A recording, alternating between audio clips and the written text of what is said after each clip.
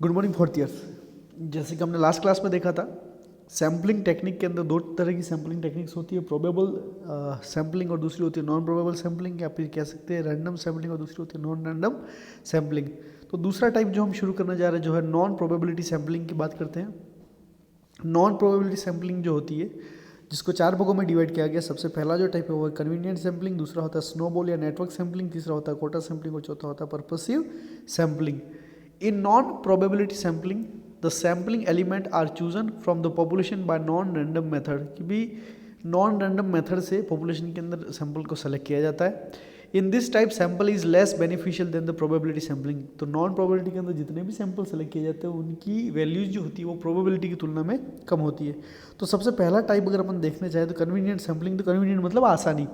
जब किसी सैंपल को सेलेक्ट करना है, जैसे कि डायबिटिक वाले पेशेंट को हमें ढूंढना है कि भी कुछ रिसर्च करनी जो कि सिर्फ डायबिटिक वाले पेशेंट के ऊपर ही है, तो डायबिटिक वाले पेशेंट को हम कहाँ ढूंढें? तो सब जगह पे ढूंढें, उससे बढ़िया हम किसी डायबिटिक वाले हॉस्पिटल के बाहर जो गार्डन है वहाँ पे जाके बैठते हैं और कुछ समय तक वहाँ पे वेट करते हैं। तो वहाँ पे जितने भी बंदे सुबह मॉर्निंग वॉक करने के लिए वहाँ आते हैं, तो हो सकता है उनमें से मैक्सिमम लोग जो वो डायबिटीज़ से सफ़र हो, तो अपने को इजीली डायबिटिक वाले पेशेंट के डाटा कलेक्ट हो सकते हैं। तो इस तरह की सैम्पलिंग को हम कन्वीनियंट सैम्पलिंग के नाम से जानते हैं। इसलिए एग्जांपल में लिखा है कि to search out the diabetic old patient, कि भाई डायबिटिक पेशेंट कौन कौन है उसको पता लगाना तो क्या करना चाहिए?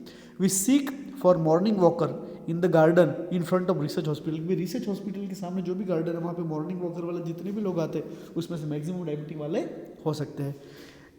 एडवांटेज ईजी है रिसर्चर के लिए कि आसानी से सेलेक्ट हो सकते हैं। रिसर्च के लिए अच्छा है कि उसका जो कंसर्न है वो उसकी क्राइटेरिया एकदम इजीली उससे फिक्स हो जाए। रिस्क ये हो सकता है कि जो गार्डन के अंदर जो आते घूमने हो सकता है वो नहीं भी आए। ये भी हो सकता है कि भी वे सारे पेशेंट जिसके अंदर रिसर्च ज़्यादा इंपॉर्टेंट, वो लोग वॉक के लिए इस लोकेशन में ना करके किसी और लोकेशन में वॉक करने के लिए जाए, तो अपने को डाटा सही तरीके से कलेक्ट नहीं हो सकता है। तो कन्वीनियंट सैम्पलिंग की अगर बात करें तो आसानी से किए जाने सेलेक्ट किए जाने वाले सैंपल को कन्वीनियंट सैम्पलिंग के नाम से भी जान सकते हैं। स्नोबॉल या नेटवर्क सैम्पलिंग की अगर बात करें तो जैसा कि शब्द इसके अंदर बता रहा है नेटवर्क, 1 से 2, 2 से 4, 4 से 6, इस तरीके के सैंपल को भी हम नेटवर्क सैम्पलिंग के नाम से जान सकते हैं। तो नेटवर्क सैम्पलिंग की अगर अपन बात करें तो नेटवर्क सैम्पलिंग जो होता है,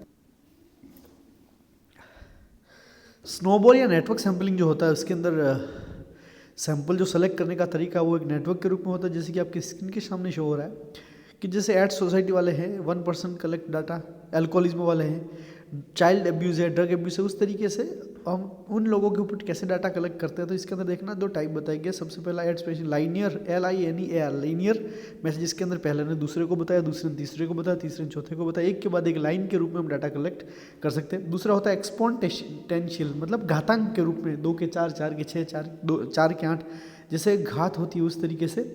पर एक एक्सपोनेंशियल भी दो तरह के होते हैं, डिस्क्रिमिनेशन और नॉन डिस्क्रिमिनेशन, भेदभाव वाला और बिना भेदभाव वाला। जैसे कि एक बंदे ने 2 को ढूंढा, 2 ने 4 को ढूंढा, 4 ने 8 को ढूंढा और 8 ने 16 को ढूंढा, ये तो हुआ नॉन डिस्क्रिमिनेशन, बिना भेदभाव वाला।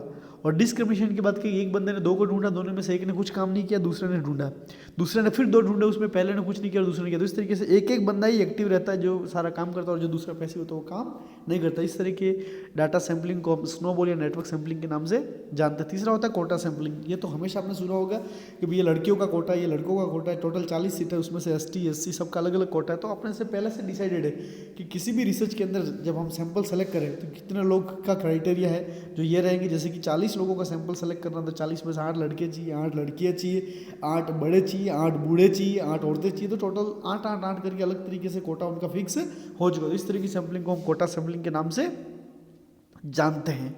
और लास्ट जो आखिरी बचती है जिसको हम पर्पसिव सैम्पलिंग या जजमेंटल सैम्पलिंग के नाम से जानते हैं, कि जो अपना पर्पस है उस पर्पस के हिसाब से सैंपल सेलेक्ट करना जजमेंटल या पर्पसिव सैम्पलिंग के नाम से जानते हैं। जैसे कि सुनामी के अंदर कितना लोगों ने सफ़र किया, अर्थक्वेक के अंदर कितने लोगों ने सफ़र किया, भोपाल गैस कांड के अंदर कितने लोगों इन्वॉल्व थे, तो हम उन्हीं बंदों से डाटा कलेक्ट कर सकते हैं जो कि उस घटना के अंदर इंक्लूड होते हैं। तो उस तरह की सैम्पलिंग टेक्निक को हम नॉन प्रोबेबिलिटी के अंदर पर्पसिव सैम्पलिंग के नाम से जानते हैं। टोटल 4 सैम्पलिंग है, कन्वीनियंट सैम्पलिंग, स्नोबॉल या नेटवर्क सैम्पलिंग, कोटा सैम्पलिंग और चौथा और आखिरी होता है पर्पसिव सैम्पलिंग।